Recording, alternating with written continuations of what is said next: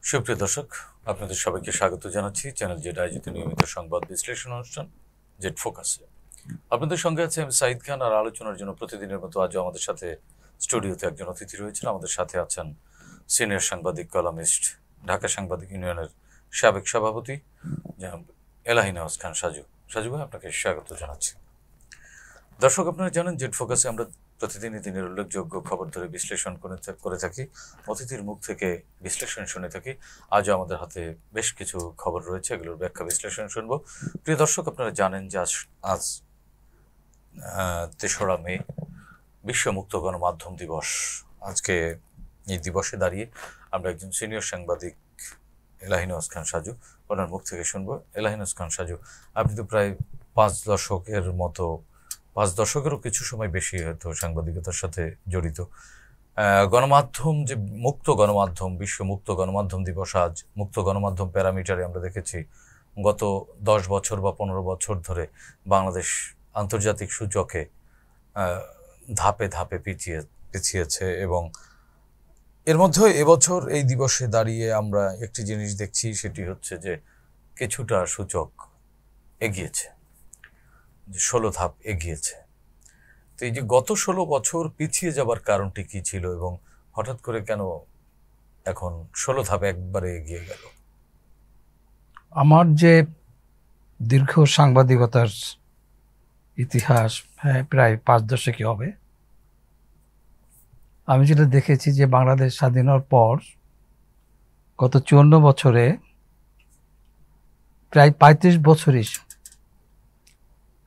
সংবাদপত্র, সাংবাদিকরা কোনো না কোনোভাবে কণ্ঠরোধ করা হয়েছে। সেটা হচ্ছে যে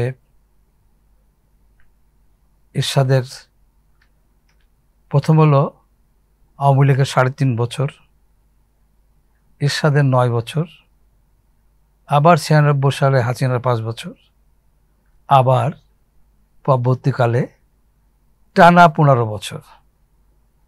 যে বিষয়টা আমার কাছে খুব গুরুত্বপূর্ণ মনে হয় সেটা হলো যে বাংলাদেশ স্বাধীনতা আন্দোলন শুরু হয়েছে তৎকালীন আইয়ুব সরকারের স্বৈরাচারী শাসনের বিরুদ্ধে, এবং সংবাদপত্রের স্বাধীনতার জন্য যে আন্দোলনগুলো হয়েছে তারই পটভূমিতে শেষ পর্যন্ত 71 সালে আমরা স্বাধীনতার যুদ্ধে ঝাঁপিয়ে পড়েছি, যেটা খুবই ইতিহাসে বিরল ঘটনা। যে ব্যক্তি শেখ মুজিবুর রহমান, যিনি পাকিস্তান আমলে গণতন্ত্র, সংবাদপত্রের স্বাধীনতার জন্য লড়াই করেছেন, জেল খেটেছেন, বাংলাদেশ স্বাধীন হওয়ার পরে এই একই ব্যক্তির দ্বারা সমস্ত রাজনৈতিক দল নিষিদ্ধ করে গণতন্ত্রের কবর রচনা করে একদলীয় শাসন কায়েম করা হয়েছে। আবার একইভাবে যে ব্যক্তিটা সংবাদপত্রের স্বাধীনতার জন্য লড়াই করেছেন সারা জীবন, সেই ব্যক্তির হাতে সকল সংবাদপত্র নিষিদ্ধ করে 4টি অনুগত পত্রিকা রাখা হয়েছিল। পক্ষান্তরে পৃথিবীর ইতিহাসে খুব বিরল, সাধারণত সামরিক বাহিনীর লোকজন ক্ষমতা দখল করলে সব জায়গাতেই সংবাদপত্রের কণ্ঠরোধ করা হয়, সেন্সরশিপ আরোপ করা হয়। পৃথিবীর ইতিহাসে হয়তো এটা বিরল ঘটনা যে প্রেসিডেন্ট জিয়াউর রহমান এই দেশে একজন রাজনীতিবিদ সংবাদপত্রের স্বাধীনতা রুদ্ধ করে দিয়েছিলেন, একজন রাজনীতিবিদ গণতন্ত্রকে হত্যা করেছিলেন সংবিধানে, মানে 4র্থ সংশোধনের মাধ্যমে, আর একজন জেনারেল তিনি এসে দেশে গণতান্ত্রিক ব্যবস্থা লড়াই করে গণতন্ত্র ব্যবস্থা সৃষ্টি করেছেন, সংবাদপত্রের স্বাধীনতা নিশ্চিত করেছেন। এটা কিন্তু পৃথিবীর ইতিহাসে খুব বিরল ঘটনা। আমরা কিন্তু এইভাবে কিন্তু দেখার চেষ্টা করি না, আমাদের দুর্ভাগ্য। এবং আমি যেটা লক্ষ্য করেছি যে গত 54 বছরে বিএনপি যে সময়টা ক্ষমতায় ছিল ওই সময়টাতেই মূলত বাংলাদেশের সাংবাদিকরা স্বাধীনতা অনেক বেশি স্বাধীনতা এনজয় করেছে মানে এস্টাবলিশমেন্টকে করেছে এবং হ্যাঁ, এবং হয়তোবা বিএনপির শাসনের ত্রুটি বিচ্যুতি ছিল অনেক ক্ষেত্রে, সেটা হতে পারে, সে ব্যাপারে সমালোচনা হতে পারে, কিন্তু আমি আমার সাংবাদিক জীবনের অভিজ্ঞতা থেকে এটা বলতে পারি যে, কারণ এই গোটা সময়টাই তো আমরা সাংবাদিকতায় ছিলাম, হয়তো ৭২, ৭৫ ওই সময়টা ছিলাম না, কিন্তু আমরা ওই সময় ঢাকায় ছিলাম, আমরা দেখেছি নিবর্তনমূলক শাসন কত প্রকার এবং কি কি, এবং কিভাবে ওই সময় গুম খুম হয়েছে এবং মানুষের কথা বলার অধিকার কেড়ে নেওয়া হয়েছে, আমরা এগুলো প্রত্যক্ষ করেছি। আবার এই ঢাকাতে আমরা প্রত্যক্ষ করেছি যে এই সেই অবরুদ্ধ ৭৫-এর পট পরিবর্তনের পরে অবরুদ্ধ অবস্থা থেকে মানুষ কিভাবে উচ্ছ্বাস আবেগ নিয়ে স্বাধীনতা উপভোগ করেছে এবং সংবাদপত্রের স্বাধীনতা ইনশিওর করেছে। শুধু তাই নয়, জিয়াউর রহমান এই স্বাধীনতাকে নিশ্চিত করার জন্যে তিনি আমাদের প্রেস কাউন্সিল করেছেন, তিনি পিআইবি করেছেন, এগুলো তার অবদান। কিন্তু যখনই আবার মানে গণমাধ্যম তাহলে অবরুদ্ধ হয়ে যায় কখন একটি রাষ্ট্রে? অবরুদ্ধ সবসময় অবরুদ্ধ হয় যখন কর্তৃত্ববাদী শাসন চেপে বসে। গণতন্ত্রই হলো সংবাদের স্বাধীনতার একমাত্র মানে পরিবেশ তৈরি করে, গণতন্ত্রই একমাত্র সংবাদপত্রের স্বাধীনতা নিশ্চিত করে। আর যখন কোনো ব্যক্তি বা গোষ্ঠী, কোনো রাজনৈতিক দল যখন কর্তৃত্ববাদী হয়ে ওঠে, ফ্যাসিস্ট হয়ে ওঠে, তখন সে সংবাদের স্বাধীনতা কেড়ে নেয়। এবং এবার যেটা হয়েছে যে ৭২-৭৫ তো সকল পত্রিকা বন্ধ করে সরকারের অনুগত 4টা পত্রিকা রাখা হয়েছিল, কিন্তু গত 15 বছরে যেটা হয়েছে, ঠিক পত্রিকাগুলি বন্ধ করে 4টা রাখা এরকম না করে অনেক সমস্ত অনুগত ব্যবসায়ীদের দিয়ে পত্রিকা টেলিভিশন করা হয়েছে। পক্ষান্তরে যেসব পত্রিকা বা টিভি সরকারের সমালোচনা করেছে তাদেরকে নিষ্ঠুরভাবে দমন করা হয়েছে। যেমন দিগন্ত টিভি বন্ধ করে দেওয়া হয়েছে, যেমন আমার দেশ বন্ধ করে দেওয়া হয়েছিল, যেমন করে ইভেন শেষকালে এসে চ্যানেল ওয়ান, দিনকাল, এরকম অনেক ইসলামী টিভি বন্ধ করে দিয়েছে, কেবলমাত্র এই কতকগুলি তার অনুগত এস্টাবলিশমেন্টকে প্রশ্ন করবার দায়ে তাদেরকে বন্ধ করে দেওয়া হয়েছে। এবং কিন্তু এই হঠাৎ মানে হাসিনার বিদায়ের 9 মাসের মাথায় এসে 16 ধাপ এগিয়ে গেল, এটা হলো যে একটা লেবারাল সিচুয়েশন এখানে তৈরি হয়েছে, একটা লেবারাল অবস্থা তৈরি হয়েছে, যে কারণে সবাই তো ডেমোক্রেট একেবারে গণতান্ত্রিক যে অর্থে গণতান্ত্রিক শাসন এখানে দরকার, তারপরে এটা অন্তর্বর্তী সরকার। একটা ব্যাপার হয় কি যে একটা শ্বাসরোধকর পরিস্থিতি সৃষ্টি হয় যখন সংবাদপত্রের কণ্ঠ রোধ করা হয়, একটা শ্বাসরোধকর অবস্থা সৃষ্টি হয়, এবং এখন লোকেরা সেই শ্বাসরোধকর অবস্থাটা অনুভব করছে না, এই কারণে ধাপটা উপরে উঠছে। এখন যদি কেউ মনে করে যে যারা নিষ্ঠুর শাসনের পক্ষে যেসব লোক ছিল বা যারা সহায়তা করেছে পরোক্ষ এবং প্রত্যক্ষভাবে, তাদের অধিকার নিশ্চিত হচ্ছে না, সেই কারণে যদি কেউ মনে করে থাকে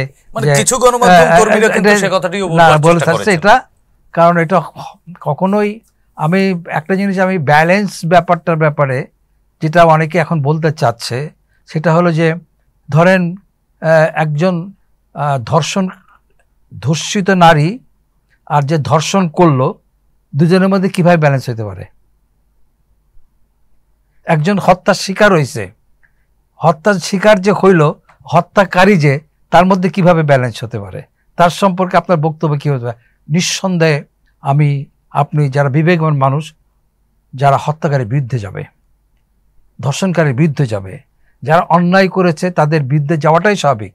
এখন যদি এটাকে কেউ প্রতিরোধ করতে চায় বা তাদের বক্তব্যকে যদি রোধ করতে চায়, তাহলে যদি বলা হয় যে না, সংবাদপত্রের কণ্ঠরোধ করা হচ্ছে না, সেটা আমার পৃথিবীর কোনো জায়গায় সেটা এভাবে মূল্যায়ন করা যাবে না। এখন জার্মানিতে কি অ্যালাউ করা হয় হিটলারের লোকদেরকে? এখনো এত বছর পরে না, অ্যালাউ করা হয় না। এত বছর পরও নাৎসিদের এখানে আপনি ওখানে এখনো জার্মানিতে প্রচুর হিটলারের আছে, ভক্ত আছে, এবং তারা মাঝে মধ্যে নানা পতাকায় নানা কভারে তারা সামনে আসতেছে। কিন্তু জার্মান এমন একটা গণতান্ত্রিক সমাজ প্রতিষ্ঠা করছে, এমন একটা ন্যায় বিচার সেখানে প্রতিষ্ঠা করছে, এমন একটা মানবিক সমাজ তৈরি করছে যেখানে মানবাধিকার সংরক্ষিত, সেখানে মানবাধিকার লঙ্ঘিত হতে পারে এরকম কোনো তৎপরতাকে অ্যালাউ করা হয় না। এবং আগামী দিনে যে গণতন্ত্রের কথা আমরা ভাবছি, সেখানে যদি একইভাবে এই সব অপরাধীদের অ্যালাউ করা হয়, অপরাধী যারা খুন করেছে, ধর্ষণ করেছে, হত্যা করেছে, তাদেরকে তো গণতান্ত্রিক অধিকার দেওয়া হয় যে না, যে ভিকটিম যে সে এবং হত্যাকারী একসঙ্গে বাস করবে না। কিন্তু আমরা দেখছি যে গত 15 বছরে হাসিনা রেজিমকে টিকিয়ে রাখবার জন্য যে সকল গণমাধ্যম ব্যক্তিত্বরা ভূমিকা রেখেছে এবং প্রত্যক্ষভাবে কথা বলেছে, এবং কিছু গণমাধ্যম একেবারে নগ্নভাবে ফ্যাসিজমকে সমর্থন করেছে, সমর্থন জুগিয়েছে, তারাও কিন্তু আমি একজন সাজু ভাই, আমার প্রশ্নটি শেষ হয়নি। কিন্তু আমরা ফ্যাসিজমের পতনের পর দেখেছি যে পৃথিবীর ফ্যাসিজমের ইতিহাস যে যে জায়গায় রচিত হয়েছে, ফ্যাসিস্টের পতনের পর তার প্রচার যন্ত্র এবং অর্থনীতি এই দুটিকে গড়িয়ে দেওয়া হয়েছে। আমরা শুধুমাত্র ব্যতিক্রম দেখছি বাংলাদেশে। এটা কি আমাদের উদারতা, না আমরা অন্য কোনো ভুল করে না? যাচ্ছি? আমার উদারতা না, এটা হলো আমাদের কি বলে দুর্বলতা বলতে পারেন, ব্যর্থতা বলতে পারেন। কারণ এটা করার জন্যে যে আমাদের প্রেক্ষাপটে যে অন্তর্বর্তী সরকার এবং ফ্যাসিবাদ বিরোধী রাজনৈতিক শক্তির একটা ঐক্যমত জায়গা থাকা উচিত ছিল, সেটা হয় নাই। এবং আমরা দেখলাম যে প্রথম দিকে যাই বলা হোক না কেন, ধীরে ধীরে এই ফ্যাসিবাদ বিরোধী যত রাজনৈতিক শক্তি, এদের পরস্পরের বিরুদ্ধে নানা রকম কথাবার্তা বলাতে এবং নিজেদের মধ্যে ঐক্যের জায়গাটা জনগণের সামনে পরিষ্কার অনেকটা, মানে জনগণ বোঝার চেষ্টা করছে যে এই বিরোধগুলি হচ্ছে। এর ফলে হয়েছে কি, যাদেরকে আমরা পতিত বলি আর কি, তারা কিন্তু সুযোগগুলি পেয়ে যাচ্ছে। আপনি কোনো অবস্থাতেই এটাকে প্রশাসনিক ব্যর্থতা, দুর্বলতা, যেটাই বলা হোক না কেন, একটা কিছু ঘটছে যেটার জন্যে স্ট্রংলি আপনি আমার প্রিন্সিপাল এনিমি কে আপনি এখনো নির্ধারণ করতে পারেন নাই।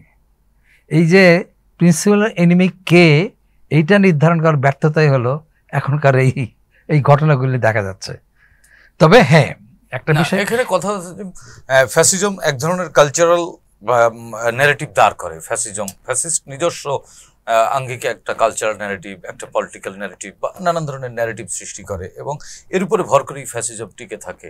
কিন্তু সেই ন্যারেটিভকে আপনি বহাল তবিয়তে রেখে কি করে গণতন্ত্রের পথটা মসৃণ হবে বলে মনে করছেন? আমি একটা জিনিস বলি, সেটা হলো যে একটা বিষয় খুব নিশ্চিত যে আইন কানুন দৃঢ়তা, মানে যারা অপরাধ করেছে তাদের শাস্তিটা নিশ্চিত করা, যারা খুন করেছে, গুম করেছে, তাদের তাদের তাদের বিরুদ্ধে বিচার করা, ন্যায় বিচারটা, মানে বিচার হওয়াটা হলো স্বাভাবিক।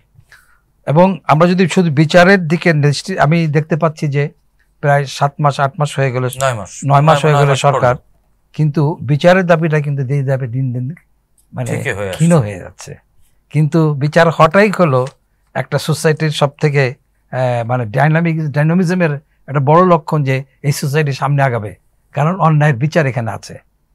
কিন্তু এখন এত বড় মানে গণহত্যার পরও বা যারা 15 বছর ধরে গুম খুন করেছে, তাদের বিচারের ব্যাপারে রাজনৈতিক দলগুলির যে হঠাৎ করে নিষ্ক্রিয়তা, এটাও কিন্তু আমাদেরকে কিছুটা আতঙ্কিত করছে, এটা আমি বলে রাখি। কিন্তু রাজনৈতিক দলগুলোর পক্ষ থেকে বলা হচ্ছে, বিশেষ করে বড় রাজনৈতিক দল বিএনপির পক্ষ থেকে বলা হচ্ছে যে সংস্কারের নামে আসলে সময় ক্ষেপণ করা হচ্ছে। সরকার যদি গণতন্ত্র ফেরাতে না পারে, কার্যত কোনো সংস্কার টিকবে না, বা আমরা যে লক্ষ্য নিয়ে আমি একটা জিনিস বলি যে বাংলাদেশে সংস্কারের ব্যাপারটা কিন্তু নতুন কোনো ব্যাপার না। সংস্কার একটা চলমান নতুন না, এ পর্যন্ত কোনো সংস্কার কার্যকর হয়নি। এবং যত হয়েছে আমার জানা মতে, আমাদের ছোটবেলা থেকে একটা সংস্কার কথা শুনে আসছি, এতটা আর কোনো সংস্কারের কথা ওঠে নাই। সেটা হলো শিক্ষা কমিশন, যেটা শিক্ষাক্ষেত্রের সংস্কার। এবং পাকিস্তান আমলে 5 বার এই কমিশন হয়েছে, কার্যকর করতে পারে নাই কেউ, আজ পর্যন্ত কার্যকর করতে দেওয়া হয় নাই। এই বাংলাদেশ আমলে 6 বার শিক্ষার উপরে কমিশন হয়েছে, কখনোই কার্যকর হয় নাই। দ্যাট ইজ পাকিস্তান আমল বাংলাদেশ আমল মিলায় 11 বার এই সংস্কার শিক্ষাক্ষেত্রে সংস্কারের জন্য কমিশন গঠিত হয়েছে, কিন্তু কোনো কমিশনই কখনোই কার্যকর হয় নাই। এবং রাষ্ট্র এক্ষেত্রে আমি যখন শাহাবুদ্দিন সাহেবের শাসনের সময় 29টা কমিশন হয়েছিল। 29টা কমিশন রিপোর্ট কি হইল আমরা কিন্তু আজ পর্যন্ত দেখি নাই। এবং এরশাদের সময়ও অসংখ্য টাস্ক ফোর্স হয়েছিল এই সংস্কার করার জন্য। হ্যাঁ, সেগুলির সম্পর্কে সেখানে সেই সংস্কারে কিন্তু বাংলাদেশের সব বিখ্যাত বিখ্যাত লোকেরা ছিলেন এরশাদের এই সংস্কারের সঙ্গে। হ্যাঁ, তারা দুইটা জিনিস করেছিল। বিচার বিভাগ মানে জনগণকে বিচারকে জনগণের দাঁড় গড়ায় নিয়ে যাওয়ার জন্য বিচার বিভাগ বিকেন্দ্রীকরণ করেছিল, এবং প্রশাসন বিকেন্দ্রের উদ্যোগ নিয়েছিল, যার উদ্যোগে হয়েছিল হলো এই যে জেলাগুলি মহকুমাগুলি জেলায় রূপান্তরিত হলো এবং থানাগুলিকে উপজেলা অ্যাডমিনিস্ট্রেশন হিসেবে দাঁড় করানো হলো। তখন বিএনপি এসে আবার এগুলিকে ওইভাবে উপজেলা বুঝি আছে, কিন্তু ওইভাবে ফাংশনাল করে নাই। সুতরাং আজ পর্যন্ত কোনো সংস্কার হয় নাই, আজ পর্যন্ত দেখি নাই যে কোনো সংস্কার কার্যকর হয়েছে, সফলতা পেয়েছে। আমি যেটা মনে করি যে এখনো কিছু গুরুত্বপূর্ণ সংস্কার করার পরে কিছু গুরুত্বপূর্ণ, যেমন তার সবচেয়ে বড় সংস্কার দরকার হলো আমাদের ইলেকশন কমিশন। কারণ ইলেকশন কমিশন যদি সংস্কার করে না করা হয় তাহলে তো আগের মতোই অবস্থা হবে। কিন্তু আমরা 8 মাস ধরে আপনাদের মতো মানুষরা এবং সবাই বলার চেষ্টা করছে সংস্কার হতে হবে, সংস্কার করতে হবে, কিন্তু সংস্কারের এই ধরনের দাবি আমি বলি শুরু হয়েছে। সংস্কারের জন্য কতগুলি প্রস্তাব আসছে, খসড়া প্রস্তাব আসছে, এগুলি সব খসড়া। এটা নিয়ে অনেক, যেমন নারী কমিশন নিয়ে যে ধরনের কন্ট্রাডিকশন তৈরি হয়েছে, আমি নিজেই এটাকেই করি না, যারা এটা করছে এখানে এমন কোনো পারিবারিক ঘটনা বা অধিকার করা যাবে না যেটা কুরআন ও সুন্নাহর বিরুদ্ধে যায়, যেটা এই কমিশন করছে। এবং কি বলে, মেয়েদের এবং ছেলেদের সম্পদ সমান সমান ভাগ করে দিচ্ছে, যেটা মানে একজন পিতা মারা গেলে, মাতা মারা গেলে আমাদের যে ইসলামে সেটা নির্ধারিত, কোরআন সেটা অন্য কোনো না, কোরআন নির্ধারণ করে দিছে। সূরা নিসার মধ্যে এটা পরিষ্কারভাবে বলা হয়েছে কে কতটুকুন পাবে। আরেকটা লোক, হ্যাঁ আমি আমার যে সম্পদ আছে আমি ইচ্ছে করলে আমার মেয়েদের মধ্যে 3 ভাগ করে দিতে পারি, এটা নিয়ে নাই। কিন্তু মৃত্যুর পরে যে ভাগের ব্যাপারটা সেটা কোরআন নির্ধারিত করেছে। এখন নারী কমিশন নিয়ে বিতর্ক, এখন আমি আজকেও দেখলাম যে খুব প্রবলভাবে এই যে হেফাজতের যেটা মহাসমাবেশ হলো, তারা এই ব্যাপারে তারা খুব কঠোরভাবে কথা বলছে। তা আমার যেটা হয় যে হতে পারে, ভুল হতে পারে, কারেকশন একটা ইম্পর্টেন্ট জিনিস রাজনীতিতে, জীবনে প্রত্যেকটা লোকের চলার পথে রাজনীতিতে যে কারেকশন করে না, ইগো নিয়ে চলে, সেই ফ্যাসিস্ট হয়ে ওঠে। কারেকশন হইতে হবে। যেগুলি প্রশ্নগুলি আসছে এগুলি যদি জনগণ যদি দেখা যায় যে আমাদের মৌলিক নীতিগুলির সাথে কন্ট্রাডিক্ট করছে, তাহলে এগুলি শুধরাবে। যদি সিনসিয়ারলি তারা কারেকশন করতে চায়, কমিশনগুলি কার্যকর করতে চায়। আর যদি হ্যাঁ অতীতের মতোই যদি হয়, এবং আলটিমেটলি আমার যেটা ডাউট, সংস্কার কতটুকুন হবে আমি জানি না। ইলেকশনের ডিমান্ডটা যেহেতু প্রবল, এবং আমার যেটা মনে হয় যে ডিসেম্বর এবং কিংবা ইয়ের মধ্যে, কি বলে যে জুনের মধ্যে হয়তো ইলেকশনটা হয়ে যাবে। কারণ কিন্তু এই ইলেকশন, ত্রয়োদশ জাতীয় সংসদ ইলেকশন নিয়ে একটি মহল কিন্তু বলছে যে আদৌ ইলেকশন, আমার একটা ঘটনা হলো যে ইলেকশনের 15 বছরের মানে ব্যাড গভর্নেন্সের পরে মানুষ যখন, আমি একটু মানে কি বলে এটাকে, একটু সুশাসন দেখতে পাচ্ছে, তখন মানুষের মধ্যে আমি বলি যে 15 আগস্টের পরিবর্তনের পরে ওই যে 3.5 বছরের যে ভয়ঙ্কর যে শাসনের পরেই যখন একটা মুক্তির পরিবেশ হলো, তখন লোকেরা কিন্তু একইভাবে ডিমান্ড করছিল যে রহমান আজীবন থাক। এটা কিন্তু কাউকে দায়ী করা যাবে না, কারণ একটা অবরুদ্ধ অবস্থা থেকে মানুষ যখন একটু মুক্তি পায়, তখন সে মনে এই লোকটা আমাদেরকে মুক্তি দিয়েছে, সুতরাং আরো থাকুক এই আকাঙ্ক্ষার মধ্যে, এই কৃতজ্ঞতা। হ্যাঁ, এটা কিন্তু এই ধরনের আকাঙ্ক্ষা থাকাটা অস্বাভাবিক না। আর এটা থাকা মানে এইটা না যে তারা চাচ্ছে যে অনন্তকাল কেউ থাকুক, এটা তো না। আমাদেরকে একটা সিস্টেমের মধ্যে যেতে হবে।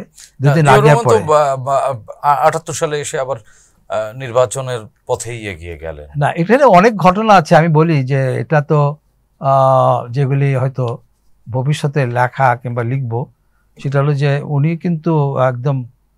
কিন্তু একসময় ইলেকশন দিয়েই চলে যেতে চাচ্ছিলেন,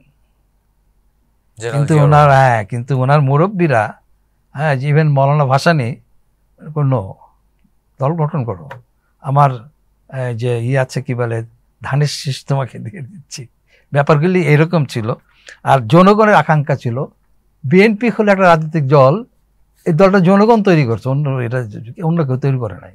যদি কেউ বলে থাকে, তা যেটা অ্যাডভান্টেজ ছিল যে জিয়াউর রহমান ওই সময় বাংলাদেশে মানে কি বলে ওই সব লোকদের পেয়েছিলেন যারা পাকিস্তান আন্দোলনের সঙ্গে ছিলেন, যারা বাংলাদেশ স্বাধীনতা যুদ্ধের সাথে সম্পৃক্ত, দ্যাট ইজ মানে অত্যন্ত অভিজ্ঞ লোকজনগুলি তিনি পেয়েছিলেন এবং দেশপ্রেমিক লোকগুলি পেয়েছিলেন ওনার চারপাশে। ওনার যে ক্যাবিনেট ছিল, ওই ক্যাবিনেটের ধারের কাছে যাওয়ার মতন ক্যাবিনেট আজ পর্যন্ত বাংলাদেশে হয় নাই। উনি ওই দিক দিয়ে সৌভাগ্যবান ছিলেন যে উনি অত্যন্ত দায়িত্বশীল শক্তিশালী ক্যাবিনেট ছিলেন। এখন কিন্তু ডে বাই ডে কিন্তু পরিস্থিতিটা সেই জায়গায় নাই। কারণ আমাদের জিয়াউর রহমানের ক্যাবিনেট করার মতো দূরের কথা, ইভেন বেগম খালেদা জিয়ার কি বলে যে 91 যে ক্যাবিনেট, ওর ধারের কাছে যাওয়ার মতনও পরিস্থিতি আমাদের নাই। এই বাস্তবতার মধ্যে দিয়ে আমরা গণতন্ত্রের কথা বলছি, সুশাসনের কথা বলছি। এই ধারে কাছে যাওয়ার মানে কি যোগ্যতা সম্পন্ন মানুষদের না সব দিক দিয়ে কমিটমেন্ট, ওই লোকগুলির মধ্যে জিয়াউর রহমানের ক্যাবিনেটের মধ্যে কারাপ্ট লোকজন খুঁজে পাওয়া মুশকিল ছিল। বিষয়গুলি কিন্তু এইভাবে আসে। যোগ্যতা, একটা লোক যদি অনেস্ট হয় সে অনেক যোগ্য, যদি তার যদি কমিটমেন্ট থাকে, তার যদি কমিটমেন্ট থাকে, অনেস্ট হয়, সে অনেক কিছু করতে পারবে। প্রবলেমটা হলো ডিসঅনেস্টি। যখন সে কারাপশনের প্রতি তার যখন ঢুকে পড়বে, তখন আসলে কি যোগ্যতার অযোগ্যতা কোনো কিছু ম্যাটার করে না। আমরা এখন ওই প্রফেসর ইউনূস সরকারের যে অ্যাডভাইজারি কাউন্সিল, এখানেও কিন্তু যথেষ্ট যোগ্যতর লোকদের এবং যোগ্যতর লোক আছে। আবার যোগ্য বলতে কথাটা আবার অন্যরকম মনে হয় যে আসলে কতটা কমিটেড লোকজন আছে, that is the big question. আপনার একটা লোকের যদি কমিটমেন্ট থাকে, একটা লোক তার যে একটা খাল বানাবে, সে তার যদি, আমি দেখছি অনেক অনেক ঘটনা এরকম আছে, লোকের হাসাহাসি করছে, ওই লোকটার কমিটমেন্ট আছে যে আমি এই ক্যানেলটা তৈরি করব এবং জনগণের উপকার করব, একা একা করে ফেলছে। তার যোগ্যতা নিয়ে কেউ প্রশ্ন তোলে নাই, কমিটমেন্ট হলো ইম্পর্টেন্ট। এখন কমিটমেন্টটা কতখানি আছে সেটা হলো গুরুত্বপূর্ণ। করাপশন থাকলে কমিটমেন্ট অনেক সময় আর কাজ করে না, করাপশনের টেন্ডেন্সি থাকে। এখন ধরেন যে এই ইয়ের মধ্যে কতগুলি এই সরকারের অন্তর্বর্তী সরকার কতগুলি গাইডলাইন আছে, গাইডলাইনের মধ্যে উপদেষ্টারা চলে, এবং এদের অনেকেই হয়তো আগামীতে কোনো মন্ত্রী হবে না কিংবা ওই ধরনের আকাঙ্ক্ষা নাই। এর মধ্যেও কারো কারো সম্পর্কে কারাপশনের কথা উঠছে। তা এইগুলি অতীতের, এটা আবার যেভাবে তোলা হয়, মানে তাতে মনে করা হয় যে একটা খারাপ কাজকে দৃষ্টান্ত হিসেবে এনে অতীতের জঘন্য খারাপকে যুক্তিগ্রাহ্য করার চেষ্টা করা। এখন যেমন হাসিনা 15 বছর যত কারাপশন হয়েছে, অকাজ কুকাজ যা কিছু হয়েছে, এখন যদি কেউ, সেটা বিএনপি হোক বা অন্য দল হোক, কেউ করলে ওইটা বড় করা হচ্ছে, ভাবখানা এমন, বরফখানা যে ওইগুলি ঠিক আছে না। বিএনপিরও যদি কেউ এরকম কাজ করে, অন্যায় করেছে, তার জন্য যে ব্যবস্থা, অন্যায় বলতে হবে। তার অর্থে এইটা না শেখ হাসিনা মানে যারা যারা অন্যায় করেছেন, করাপশন করেছেন, অর্থ পাঠাচ্ছেন, তারা সঠিক, বিষয় কিন্তু তা না। কিন্তু লোকেরা ব্যাপারটা এইভাবে নিয়ে আসে যে এরা করছে মানে তাহলে আর আওয়ামী লীগের কি দোষ। লোকজনের কিন্তু সোজা ইকুয়েশন, বিএনপির লোকজন এগুলি করছে, তাহলে আওয়ামী লীগের কি দোষ? নো, বিএনপি করলে এটা খারাপ, আওয়ামী লীগ যেটাকে ওটাও খারাপ, ওটাকে খারাপই বলতে হবে। ওইটার জন্য ওইটা যুক্তিগ্রাহ্য হয়ে যাবে, ন্যায় হয়ে যাবে, এটা তো হইতে পারে না। তো লজিকগুলি না আসলে পারা মানুষের মধ্যে, আমরা হয় কি লজিকের মধ্যে থাকার চেষ্টা করি না, অধিকাংশ ইমোশন দিয়ে চলার চেষ্টা করি। ইমোশন থাকতে হবে, কারণ ইমোশন ছাড়া মানুষ চলতে পারে না। ইমোশন ছাড়া, কিন্তু ইমোশনের সাথে লজিক, ইমোশনের সাথে লজিক থাকতে হবে। আমি যেটার জন্য ইমোশন দেখাচ্ছি সেটার সাথে লজিক থাকতে হবে, কেন দেখাচ্ছি, ব্যাপারটা থাকতে হবে তো আমার। দেশপ্রেমের সাথে সাজু ভাই, আমরা অনুষ্ঠানের শেষ দিকে আমরা শেষ করব। তো ত্রয়োদশ জাতীয় সংসদ নির্বাচনে রাজনৈতিক দলগুলোর যে ডিমান্ড এবং অন্তর্বর্তীকালীন সরকারের যে অবস্থান, এখানে আপনি কোনো তো ফারাক দেখছেন না, কোনো দ্বিধাদ্বন্দ্ব দেখছেন না? নির্বাচন জনের মধ্যে করবার মতো মানসিকতা আমি যেটা মনে করি যে এটা করবে, এবং আমার নিজের ধারণা যে প্রফেসর ডক্টর ইউনূস তিনি যেটা 2বার বলেছেন যে একটু বড় সংস্কার করলে জুনে, ছোটখাটো সংস্কার করলে ডিসেম্বরে। আমি ব্যক্তিগতভাবে মনে করি উনি যদি বড় সংস্কার করে জুনে যে ইলেকশন দিতে চান সেই সুযোগটা দেওয়া ঠিক আছে, আপনি করেন, আমার 3-4 মাস দেখতে দেখতে চলে যাবে।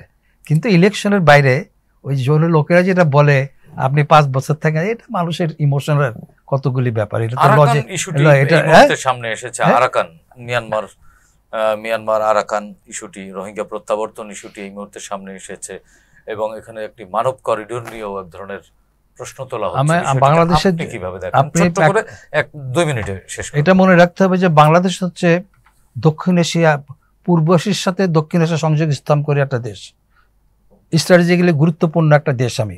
আমার আগে যেটা ইস্ট লুক যেটা বলা হয়, সেটা করতে গেলে আমাদের বার্মা ওই অঞ্চল শান্ত করতেই হবে, যেভাবে হোক ওই অঞ্চলকে একটা শান্তির জায়গা করতে হবে। সেইটা করতে পারলেই আমাদের ইস্ট এশিয়া, পূর্ব এশিয়ার সাথে মালয়েশিয়া, সিঙ্গাপুর, থাইল্যান্ড, এই যে সব জায়গাগুলি আছে, এইগুলির সাথে আমাদের একটা সংযোগ স্থাপন করতে পারলে আমাদের ইকোনমির একটা মানে অসাধারণ ভবিষ্যৎ সামনে এসে যাবে। আর এটা নিয়ে অনেক প্রশ্ন আছে। আমি মনে করি অনেক জায়গাতেই জাতিসংঘের ইয়েতেই হয়েছে, মানে কি বলে করিডোর হয়েছে। এটার জন্য একদম বাংলাদেশ যুদ্ধে জড়িয়ে যাবে ব্যাপারটা এরকম না বলে মনে করি না। যেটা ইম্পর্টেন্ট যে এই রোহিঙ্গা প্রত্যাবাসনটা দরকার এবং শান্তিপূর্ণ, সেটার জন্য